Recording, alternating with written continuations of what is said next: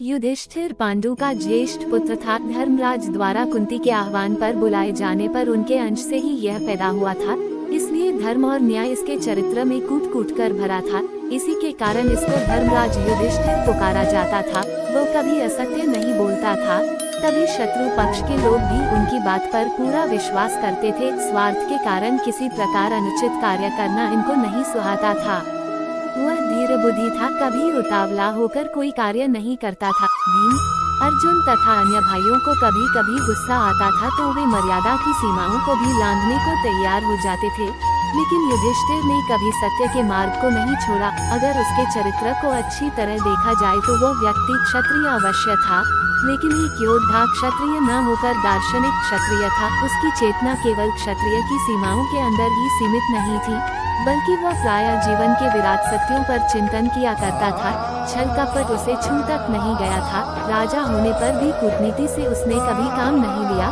क्षमा सदा उसके व्यवहार में रही। बड़े से बड़े अपराधी को भी वह क्षमा कर देता था। गुरुदेव द्रोणाचार्य के पुत्र अश्वत्थामा ने प्रतिहिंसा की आग में जलकर द्रौपदी के 5 पुत्रों को सोती अवस्था में मार दिया था। इससे बड़ा अपराध और क्या हो सकता था। एक तो पुत्रों की हत्या, वंश नाश करने की कुचेष्टा और इस तरह अन्याय से, लेकिन युधिष्ठिर ने उस आत्ताय अश्वत्थामा को भी क्षमा कर दिया। उस समय अश्वत्थामा का वध करने के लिए तुले हुए पांडव उसके सामने कुछ नहीं बोल पाए थे। उसकी आत्मिक शक्ति इतनी अधिक थी कि एक बार तो कितने भी क्रोधी स्वभाव का व्यक्ति उसके सामने सिर झुका देता था। स्वभाव से वह सहनशील था। दूसरों की क्षुद्रता पर रोष करना उसे नहीं आता था। कौरवों ने क्या क्या कुचक्र नहीं रचे। उन्होंने अपने ही भाई पांडवों को वारणावत भेज दिया और वहां लाक्षागृह में ठहराया। वहां से उनको सुरंग लगाकर भागना पड़ा और इस तरह दुर्योधन का वह षड्यंत्र निष्फल चला गया। लेकिन युधिष्ठिर को इस पर भी क्रोध नहीं आया। उसने कभी भी अपने मुंह से यह बात नहीं कही कि दुर्योधन को नष्ट कर देना चाहिए। सच देखा जाए तो वह पूरी तरह निष्काम कर्म योगी था। इस भौतिक संसार के सुख और दुख उसको अधिक विचलित नहीं करते थे। बच्चों के समान सरल इसकी प्रकृति थी। दूसरों के बनाए षड्यंत्रों को वह नहीं जान पाता था। इसका कारण यही था कि उसकी दृष्टि निरंतर जीवन की सुंदरता पर रहती थी। जीवन का पक्ष वह अच्छी तरह नहीं जानता था। भाई और मित्र पर पूरी तरह विश्वास करता था। एक सफल कूटनीतिज्ञ की तरह संदेह करना उसे नहीं आता था। तभी उसने दुर्योधन का जुआ खेलने का प्रस्ताव सहर्ष स्वीकार कर लिया। राजसूय यज्ञ के पश्चात उसके वैभव को देखकर वृद्ध धृतराष्ट्र के मन में ईर्ष्या जाग उठी थी। उधर दुर्योधन भी अंदर ही अंदर इस सारे वैभव से जल रहा था। उन्होंने ही जुए के रूप में युधिष्ठिर का सब कुछ छीनने का षड्यंत्र रचा था। उसी के लिए शकुनी तैयार किया गया था, जिसने प्रारंभ से अंत तक छल किया और अंत में युधिष्ठिर को हरा दिया। उस समय युधिष्ठिर धृतराष्ट्र और दुर्योधन के मन के भाव नहीं जान पाया था। उसकी तो उनके प्रति पहले जैसे ही श्रद्धा थी। जुए में वह सब कुछ हार गया, यहाँ तक कि अपनी प्रिय पत्नी द्रौपदी और अपने प्यारे भाइयों को भी उसने दांव पर लगा दिया। उनको भी वह हार गया। उसकी सरलता के कारण ही उसकी यह पराजय हुई थी। उसके बाद जब द्रौपदी का भरी सभा में अपमान किया गया तो वह कुछ भी नहीं बोला। इसका कारण उसकी न्याय प्रवृत्ति थी। द्रौपदी उसके दांव पर लगाने के कारण कौरवों की दासी हो गई थी, इसलिए दासी के साथ वे किसी प्रकार का व्यवहार कर सकते थे। यही उस समय समाज की मर्यादा थी। भला इसके विरुद्ध युधिष्ठिर कैसे जाता। इससे ये स्पष्ट होता है कि सत्य और मर्यादा के पीछे वह धर्मात्मा अपने परिजनों को कितने भी कष्ट में देख सकता था।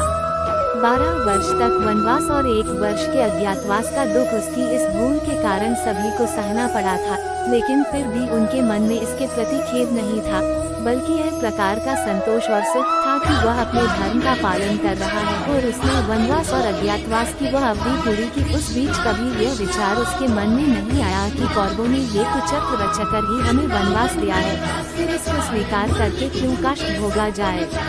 वह सत्यवादी था। एक बार वचन देकर लौटना तो जानता ही नहीं था। वनवास के समय अन्य भाई कभी कभी विक्षुब्ध हो उठते थे और कहते थे कि कौरवों के इस अन्याय को स्वीकार करना भी कौन सा धर्म है। उधर द्रौपदी भी निरंतर कौरवों के इस कुचक्र का बदला लेने के लिए युधिष्ठिर को उभारा करती, लेकिन वह धीर बुद्धि कभी भावावेश में आकर अनुचित पथ का अनुसरण नहीं करता था। वह द्रौपदी को समझाया करता था कि मनुष्य का सबसे बड़ा सुख तो उसके जीवन का सत्य है। यदि वह उसने छोड़ दिया तो धन धान्य तथा अन्य राजसी ऐश्वर्य उसकी आत्मा को कभी संतोष नहीं पहुंचा सकते। असंतोष और तृष्णा ही तो जीवन में दुख का हेतु है। इन्हीं को जीतना जीवन की सबसे बड़ी विजय है। इस दृष्टि से युधिष्ठिर विजयी था। उसका चेहरा सदा प्रशांत भाव से देदीप्यमान रहता था। उसके इसी गुण के कारण ही सभी उसकी आज्ञा मानते थे। उसने अपने चरित्र से पूरी तरह सिद्ध कर दिया था कि महात्मा ही इस संसार में पूज्य हैं। बाकी अन्य बड़े से बड़े सम्राट भी अपने कार्यों के द्वारा घृणा के पात्र हो जाते हैं। महात्मा ही अमर होता है। अन्य सभी को काल निगल जाता है और शीघ्र ही उनकी स्मृति मिट जाती है। देखा जाए तो महाभारत का प्रमुख पात्र युधिष्ठिर ही है, जो अपने युद्ध की सीमाओं के भीतर रहकर भी जीवन के विराट सत्यों की ओर पूरी तरह सजग रहता है। अन्य कोई पात्र इस गौरव को नहीं पहुंचता। वही था जिसने कुत्ते को भी स्वर्ग का अधिकारी बनवाया था। समाजगत भेदभावों को वह छोटी परिधि के सत्य मानता था, तभी तो उसने उस स्वर्ग में जाने से इनकार कर दिया था जहां उसकी सी ही आत्मा रखने वाले कुत्ते को प्रविष्ट करने का अधिकार न हो। क्या युधिष्ठिर के अलावा और व्यक्ति उस समय के समाज में यह बात कह सकता था? वह जीवन के स्वार्थों के प्रति प्रायः उदासीन रहा करता था। महाभारत युद्ध के समय कभी उसने अपनी विजय के लिए उत्सुकता नहीं दिखाई। यहाँ तक कि जब कृष्ण ने द्रोणाचार्य के वध के लिए उससे ये कहलवाना चाहा कि अश्वत्थामा मर गया, तो उसने ये झूठ बोलने से साफ इनकार कर दिया और फिर कृष्ण के बहुत कहने पर भी स्पष्ट रूप से यह नहीं कहा कि द्रोणाचार्य का पुत्र अश्वत्थामा मर गया, बल्कि यह पता नहीं कि अश्वत्थामा नाम का मनुष्य मरा या उस नाम का हाथी। इस तरह कहकर उसने अपने राज्य धर्म का पालन किया, लेकिन फिर भी वह झूठ तो था ही, क्योंकि पूरी तरह जानते हुए भी कि अश्वत्थामा हाथी ही मरा है। उसने ये संशयात्मक वाक्य कहा था, इसलिए कुछ क्षणों तक उसको नरक की यात्रा करनी पड़ी। बस इस स्थल पर हम उसकी थोड़ी सी शिथिलता पाते हैं, नहीं तो वह अपने जीवन के आदर्शों पर एक चट्टान की तरह दृढ़ था। क्षमा उसके का आदर्श था। बिना शत्रु मित्र का विचार करके वह सभी को क्षमा कर दिया करता था। जिस समय गंधर्वराज चित्रसेन दुर्योधन आदि को बांध लाया था, तब युधिष्ठिर ने प्रार्थना करके उनको छुड़वा दिया था। गंधर्वराज ने बार बार कहा था कि उसने दुष्ट दुर्योधन को पांडवों के हित के लिए ही बंदी बनाया है, लेकिन क्षमाशील और उदार प्रवृत्ति वाला युधिष्ठिर वनवास का ये कष्ट पाते हुए भी दुर्योधन के प्रति भ्रातृत्व का भाव रखता था और उसने चित्रसेन से प्रार्थना करके दुर्योधन को मुक्त करवा दिया। इसी प्रकार जब एक चक्रा नगरी से पांडव आ रहे थे तो रास्ते में अंगारपूर्ण गंधर्वराज से अर्जुन की मुठभेड़ हो गई। युद्ध की तैयारी हो गई, लेकिन युधिष्ठिर ने ही अंगारपूर्ण को क्षमा कर दिया और अर्जुन को आज्ञा दी कि गंधर्वराज को किसी प्रकार की हानि नहीं पहुंचाए। इस प्रकार युधिष्ठिर के कहने से ही वह झगड़ा थम गया। युधिष्ठिर को क्रोध प्रायः बहुत कम आता था। जिस समय पांडव राजा विराट के यहाँ रहकर अपने अज्ञातवास का समय काट रहे थे, उसी समय विराट के ऊपर 2 आक्रमण हुए। पहले तो उनके गोधन को लेने के लिए सुशर्मा ने उनके ऊपर आक्रमण किया, दूसरी ओर दुष्ट कौरवों ने आकर आक्रमण कर दिया। विराट तो सुशर्मा से लड़ने चले गए। कौरवों से युद्ध करने के लिए राजकुमार उत्तर बृहन्नला नामधारी अर्जुन को अपना सारथी बनाकर ले गया, लेकिन दुर्योधन की विशाल सेना देखकर उत्तर युद्ध से भागने लगा तो अर्जुन ने उसे रोककर स्वयं धनुष लेकर कौरवों से युद्ध किया और उनको पराजित कर दिया। लेकिन नगर में लौटने पर यही घोषित किया कि राजकुमार उत्तर ने ही यह विजय प्राप्त की है। राजा विराट सभा में बैठे हुए अपने पुत्र की प्रशंसा कर रहे थे। उस समय कंक नामधारी युधिष्ठिर ने कहा, महाराज, दुर्योधन आदि योद्धाओं को जीतना उत्तर के लिए कभी संभव नहीं है। उत्तर व्यर्थ अपनी प्रशंसा करते हैं, बृहन्नला ही उनको पराजित कर सकता है। ये सुनकर विराट ने अपने हाथ के पांसों को खींचकर युधिष्ठिर के मुंह पर मारा, जिससे उसके मुंह से खून बहने लगा। लेकिन उस समय भी वह धीरबुद्धि क्रोध नहीं हुआ। उसके स्थान पर यदि और कोई होता तो राजा विराट के इस व्यवहार को नहीं सह पाता, लेकिन युधिष्ठिर कुछ नहीं बोला। उसकी इस महानता के कारण ही बाद में ये पता लगने पर ही कि अन्य नामधारी सभी पांडव भी यहाँ ठहरे हुए हैं।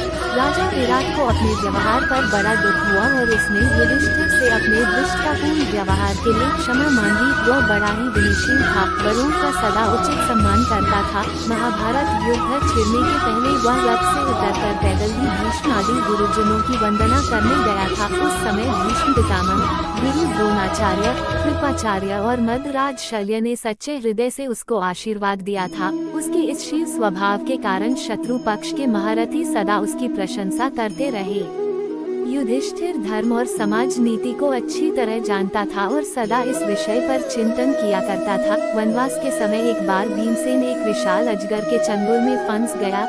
जब काफी देर तक वह नहीं लौटा तो युधिष्ठिर उसको खोजने निकला। वहां अजगर के चंगुल में अपने भाई को पाकर उसने अजगर से भीम को छोड़ देने की प्रार्थना की। अजगर ने कहा कि यदि तुम मेरे प्रश्नों का ठीक ठीक उत्तर दोगे तो मैं तुम्हारे भाई को छोड़ दूंगा। युधिष्ठिर ने ये शर्त स्वीकार कर ली। इसके पश्चात अजगर ने धर्म और समाजनीति पर प्रश्न पूछना शुरू किया। युधिष्ठिर ने प्रत्येक प्रश्न का समुचित उत्तर दिया। इससे प्रसन्न होकर अजगर से भीमसेन को छोड़ दिया।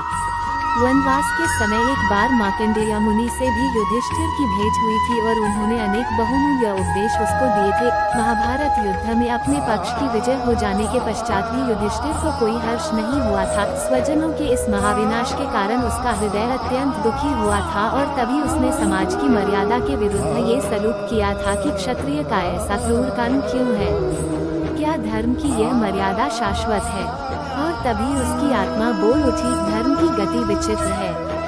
सभी ने पांडवों की विजय पर खुशी मनाई थी, लेकिन वह बार बार पूछता रहा था कि आखिर इस विजय का तात्पर्य क्या है, यह विजय किसकी है, क्या ये मानव के सत्य की विजय है, तो फिर इसमें हृदय को इतनी पीड़ा और दुख क्यों है। इस प्रकार के विचार निरंतर उसके मस्तिष्क में उठते रहे और दिन प्रतिदिन अपने स्वजनों की याद करके वह अधीर रहने लगा। कुरुक्षेत्र में बहा हुआ भाइयों और पूज्यवरों का रक्त उसकी दृष्टि के सामने आने लगा। जो व्याकुलता अर्जुन को युद्ध के आरंभ में हुई थी वह उसको अंत तक रही और अंत में तो काफी बढ़ गई थी। तभी श्री कृष्ण उसे भीष्म पितामह के पास ले गए थे। वे कृष्ण जिन्होंने गीता का उपदेश देकर अर्जुन को शांत किया था, युधिष्ठिर को नहीं समझा पाए। अपने धर्म युद्ध का उपदेश वे उसको नहीं दे पाए। उन्होंने जाकर शरशैया पर पड़े भीष्म पितामह से कहा, जाति की हत्या करने के पाप से दुखी युधिष्ठिर बहुत ही व्याकुल हो रही है। धर्मयुक्त उपदेश देकर उनके शोक को दूर करिए, इसलिए मैं इनको आपके पास लाया हूँ। पितामह ने राजधर्म, आप धर्म और मोक्ष के उपदेश युधिष्ठिर को दिए और अनेक तरह से उसको समझाया, लेकिन फिर भी उसके हृदय का संताप पूरी तरह नहीं मिटा। तभी तो जिस समय अंत में स्वर्गीय स्वजनों को पानी देने के लिए खड़े युधिष्ठिर के सामने कुंती ने ये भेद खोला था कि कर्ण उसी का अग्रज है, तो उसने क्रुद्ध होकर अपनी माता को ही शाप दे दिया था कि स्त्री के पेट में आज से कभी कोई बात अधिक देर तक नहीं टिकेगी। यदि उसको पहले ही यह पता होता तो वह कर्ण को अग्रज मानकर उसकी आज्ञा में चलता और इस महाविनाश के पाप का बोझ उसके सिर पर नहीं चढ़ता। अंत तक उसके हृदय को यही बात कष्ट देती रही कि सबसे बड़ा भाई होने नाते वही उस महाभारत के भीषण संग्राम के लिए उत्तरदायी है। युद्ध समाप्त होते ही द्रौपदी के 5 पुत्र मारे गए। उधर अभिमन्यु पहले ही मारा जा चुका था, फिर कृष्ण के कुल में भी फूट पड़ गई थी और वहाँ भी सर्वनाश हो गया था। स्वयं श्री कृष्ण को उपेक्षित की भांति अपने प्राण त्यागने पड़े थे। उस समय उनका दाह संस्कार करने तक के लिए उनका कोई स्वजन उपस्थित नहीं था। इन सभी कारणों से युधिष्ठिर जीवन के प्रति उदासीन हो उठा। यद्यपि महाभारत के बाद कुछ वर्ष तक वह राज्य करता रहा, लेकिन कभी भी उसका चित्त प्रसन्न नहीं रहा। अनेक प्रकार के भयानक प्रश्न उसके मस्तिष्क में उठते थे और उसकी चेतना को झकझोर कर रख देते थे। अंत में वह जीवन से इतना उब गया था कि इसमें किसी प्रकार का सौंदर्य और सुख उसे दिखता ही नहीं था। जीवित रहने का लगाव उसके हृदय से मिट गया था। तभी अपने पोते परीक्षित को राज्य देकर वह अपनी पत्नी द्रौपदी और 4 भाइयों के साथ हिमालय की ओर चल दिया और वहीं उसके भाई और द्रौपदी बर्फ में गलकर मर गए थे और वह सदैव स्वर्ग गया। इंद्र और स्वयं धर्मराज उसको लेने आए थे। यह उसके पुण्य का प्रभाव ही था। पहले उसे नरक में होकर गुजरना पड़ा था। वहाँ सहसा उसे अपने भाइयों तथा द्रौपदी की चीत्कार सुनाई दी। इससे वह व्यथित हो उठा और इंद्र से वह पूछने लगा, क्या कारण है कि मेरे भाइयों को और द्रौपदी को नरक की दारुण यातना भोगनी पड़ रही है। इंद्र ने कहा, हे धर्मराज, मनुष्य को अपने कर्मों का फल भोगना पड़ता है। तुम्हारे भाइयों और द्रौपदी के थोड़े पाप कर्म हैं, उन्हीं के कारण इनको ये यातनाएं सहनी पड़ रही हैं, लेकिन शीघ्र ही इनकी मुक्ति होगी और फिर सदा ये पुण्यों के फलस्वरूप स्वर्ग का आनंद भोगेंगे। इसके पश्चात युधिष्ठिर स्वर्ग में पहुंचा तो वहां उसको दुर्योधन, कर्ण आदि सभी मिले। उन्हें देखकर उसको भी विस्मय होने लगा और फिर धर्मराज के न्याय पर क्रोध भी आने लगा। लेकिन इंद्र ने कहा, युधिष्ठिर, इन्होंने युद्ध करके वीरगति प्राप्त की है, इसी का पुण्य फल ये स्वर्ग में भोग रहे हैं, लेकिन उसके समाप्त हो जाने के पश्चात अपने अनेक पापों का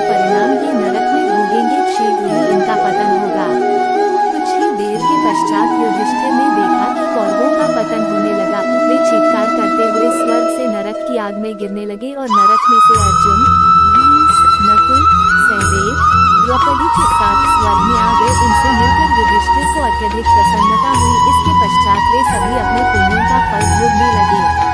युधिष्ठिर के चरित्र को पूरी तरह देखने से यह मालूम होता है कि वो सद्गुणों की खान था। वो एक विचारक था जो निरपेक्ष दृष्टि से मानवतागत मूल्यों पर विचार किया करता था और फिर अपने हृदय की बात को कहने का साहस रखता था। कभी स्वार्थ के लिए सत्य पर पर्दा डालने की उसने चेष्टा नहीं की।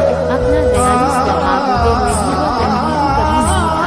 जब वह युद्धस्थल में उतरता था तो पूर्ण साहस के साथ युद्ध करता। मधुराज शल्य उसी के हाथ से मारा गया था। कर्ण से भी उसने युद्ध किया था, लेकिन घायल होने के कारण आगे उससे युद्ध नहीं कर पाया था। अर्जुन ने कर्ण से टक्कर ली थी और जब अर्जुन पूरे दिन लड़कर भी कर्ण को परास्त नहीं कर पाया था तो युधिष्ठिर ने उसको बुरी तरह फटकारा था।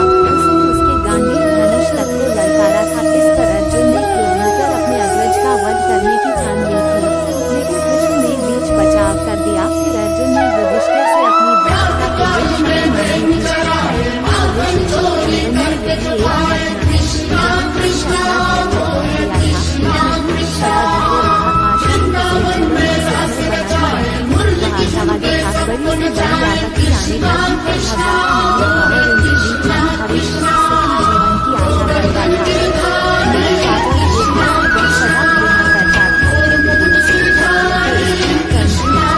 की आशा करता था। मेरे चाचा के जीवन में वह सदा प्रेम करता था। विवश होकर उसे युद्ध करना पड़ा। स्वाभिमानी वह पूरा था।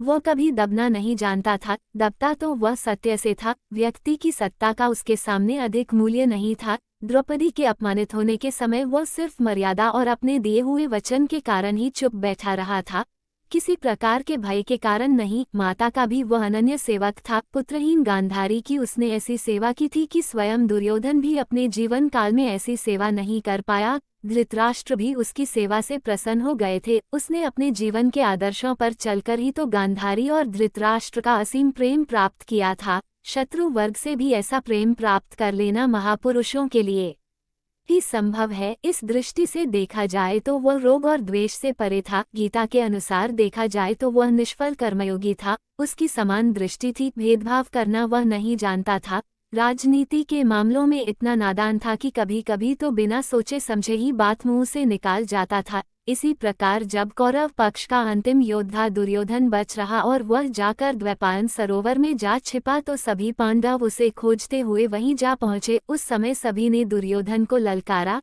जिससे आवेश में आकर वह बाहर निकल आया। उस समय दुर्योधन ने उससे कहा, युधिष्ठिर, अब सब कुछ विनष्ट हो चुका है। मेरी ओर से सभी पराक्रमी योद्धा मारे जा चुके हैं। अब मुझे इस राज्य की आकांक्षा नहीं है, इसे तुम ही ले लो। इस पर युधिष्ठिर बोला, दुर्योधन, यदि तुम इसी डर से इस सरोवर में छिप गए हो कि अकेले पर हम सभी आक्रमण करेंगे, तो सुनो, हम पांचों भाइयों में से जिस एक से तुम युद्ध करना चाहो उसी से युद्ध कर लो। जो जीत जाएगा वही राज्य का अधिकारी होगा। उसकी यह बात सुनकर सभी एक साथ सकते में रह गए। कृष्ण तो सोचने लगे कि युधिष्ठिर ने सारा बना बनाया खेल ही बिगाड़ दिया, क्योंकि उस समय यदि दुर्योधन नकुल, सहदेव या उस युधिष्ठिर से ही गदा युद्ध करने की इच्छा प्रकट करता तो उनमें से कोई भी उसे पराजित नहीं कर सकता था। यहाँ तक कि यदि भीमसेन भी कृष्ण का इशारा न समझकर वैसे ही लड़ता रहता तो दुर्योधन उसे धराशायी कर देता। कृष्ण ही वह सफल राजनीतिज्ञ थे जिन्होंने सदा पांडवों की भूलों को सुधारा और उनको ठीक सलाह देकर परिस्थिति को अपने वश में किया। महाभारत में पांडवों की विजय का सारा श्रेय श्री कृष्ण को ही है। यदि वे नहीं होते तो पांडव कभी भी विजयी नहीं होते। युधिष्ठिर तो पल पल में संशय में पड़ जाता था। एक तरफ तो महाभारत का युद्ध हो रहा था और दूसरी ओर उसकी आत्मा में एक प्रकार का भीषण संघर्ष चल रहा था। इसी निरंतर चलते संघर्ष के कारण वह कभी एक क्षत्रिय की तरह क्रूर नहीं हुआ। उसने कभी अपने आप को अन्य क्षत्रिय धर्म की सीमाओं में नहीं मिटाया, बल्कि वह तो सत्य को खोजने वाला दार्शनिक था। दुर्योधन के प्रति एक बार भीम इतना क्रूर हो गया था कि उसकी जांघ तोड़ने के बाद वह उसके सिर को लात मारने के लिए भी उद्यत हो गया। लेकिन युधिष्ठिर ने भीम को रोक लिया। उसके हृदय में दुर्योधन के प्रति किसी प्रकार की घृणा नहीं थी। घृणा उसे मनुष्य से नहीं थी, बल्कि मनुष्य के विकारों से थी। क्षत्रिय होकर भी जीवन की समस्याओं के ऊपर निरंतर चिंतन करने वाला इतिहास में ये पहला ही दार्शनिक मिलता है जिसकी चेतना ने मर्यादा की संकीर्णता को स्वीकार नहीं किया था। अंत में महाभारत के इस महान द्रष्टा का जीवन संसार को ये पाठ देकर समाप्त हो गया कि धर्म की गति विचित्र है। मनुष्य जिन मर्यादाओं को सत्य और शाश्वत मानता है वे शाश्वत नहीं है। चेतना का प्रवाह पहले रहता है और उन मूल्यों में निरंतर परिवर्तन आता रहता है। महाभारत का अंत एक तीव्र विषमता और दुख में हुआ, उसी प्रकार इसका जीवन भी दुख को इस संसार में सत्य घोषित करके समाप्त हुआ। वो प्रमाणित कर गया कि मनुष्य के सुख और वैभव से भी ऊंचा मनुष्य के जीवन का सत्य है और उसी के साक्षात्कार से जीवन में सच्चा संतोष मिलता है, उसी से परलोक में स्वर्ग का सुख मिलता है। अंत में यही कहना उचित होगा कि युधिष्ठिर महाभारत का सबसे महान और उदात्त पात्र है, जिसके चरित्र के द्वारा ही महाभारत का दार्शनिक पक्ष स्पष्ट होता है।